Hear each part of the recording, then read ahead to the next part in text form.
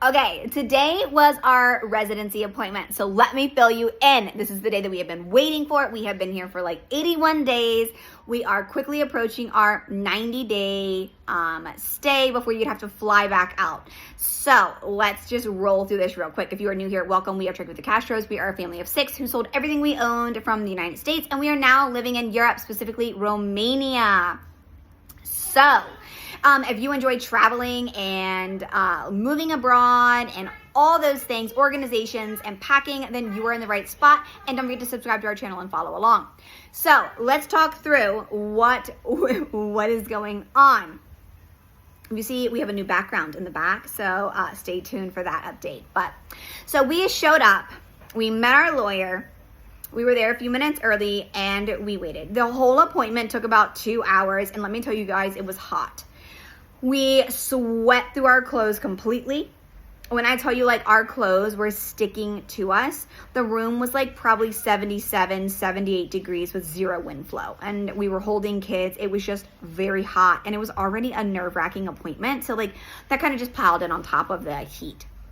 So, we go in. We're expecting like questions. We've been told be prepared to answer questions about your business, what your business does, the functions, specific questions about it. So we're thinking like we're gonna go into like this like police, it's at the police station. So like we're expecting like a full-blown like a conference room or like a mini interrogation. And we open the door and it's like you've walked into DMV. It's a small room, but it's like the DMV like counter where there's like you and the plexiglass, and then at the bottom is a small slit where you can like talk freely with the officer behind the glass. No table, no chairs, you're just standing. So we stood for like legitimately almost 2 hours sweating to death. And we start going through the paperwork and everything's fine. They're like checking to see like when was the last time you came into the country, where was your stamp, and they were very specific about having that stamp for last entry into the country, which thankfully we all had, but I had no idea. And we've been to countries where like they only stamp some people's passports, they don't stamp them all, and I think we got really lucky that they happened to stamp everybody's that time. So we met with that, and then they're like, oh well, you didn't apply for this. Your appointment was longer than 60 days since being here. We were like, yeah, because y'all didn't have an open appointment for 9 weeks. So we got the first appointment we could with everybody. And they're like, yeah, well, that's against the rules, so we have to give you a warning. I was like, but that wasn't our fault.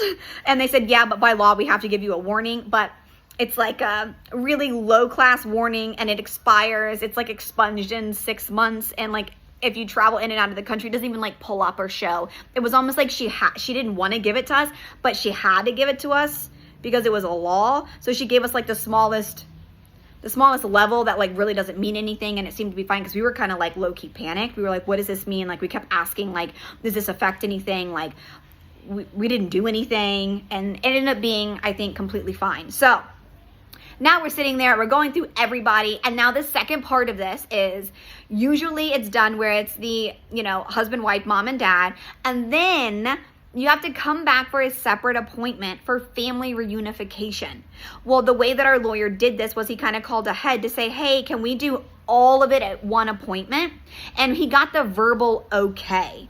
So when we got there, we didn't actually know if at that moment in time they were going to let us do that. And if they had said no, that meant instead of all of us getting our residency cards and being able to travel in July, that would mean that we would have to wait until possibly October or November to fly and leave the country with our kids. So that was like a huge difference. And we have travel plans coming up in August and November, and that was going to really affect some things with other family members that weren't even in our immediate family. So we were like, okay, Edwin and I got ours done. We got our little warnings. And then we were like, please, please, please, please, can we do our kids too? We have the appointments, we have everything. And they were like, yes.